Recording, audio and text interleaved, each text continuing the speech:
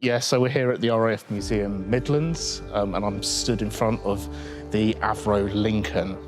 Really incredible aircraft. Essentially, it's a stretch Lancaster. So developed from the Avro Lancaster, the really iconic bomber of the Second World War. And they just made it a little bit longer, increased the wingspan by some 17 feet. And you've got an airframe that's all around just a little bit better in terms of speed, ceiling and payload and range than the Lancaster. And it really is sort of the last of the great piston-engined bombers to be operated by the RAF. So like the Lancaster, we've got 4 engines here.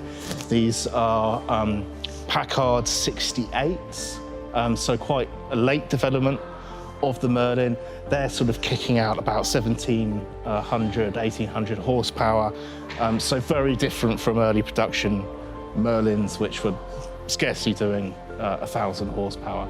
So very, very powerful beast. And of course, being a bomber, designed around this very large bomb bay. Like the Lancaster, payloads would typically be around 14,000 pounds, but it could also, on occasion, carry 22,000 pound Grand Slam bomb. The other notable feature as well here is large radome for the radar systems. What else to say about the Lincoln? In terms of visual differences from the Lancaster, if we look all the way up here, then you can see that the glazing in the nose is almost like a greenhouse effect. It's made up of a number of flat panels at an angle. And unlike the Lancaster that had a sort of more curved surface to its nose. And that's really to make bomb aiming more accurate, because it was found that there was some distortion made by that curved perspex in the front there. This particular airframe spent a lot of time with various maintenance units, didn't really have much flying time until 1957 when it served with Bomber Command Bombing School. Later on, it did some work training in electronic warfare as well, before being retired in the early 60s. The Lincoln did troop on until 1963, when the last of them were retired. And like I said, it's sort of the last of the great piston-engine bombers.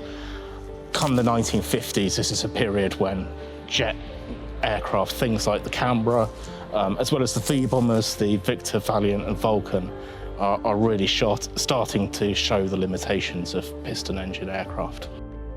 Another thing to say about the Lincoln, of course, is designed during the Second World War. It entered service too late to see active service during that conflict. Had the war gone on a little bit longer, then Lincolns like this would have formed part of Tiger Force, a proposed Commonwealth force that would have seen aircraft like this flying over the Japanese home islands on bombing raids.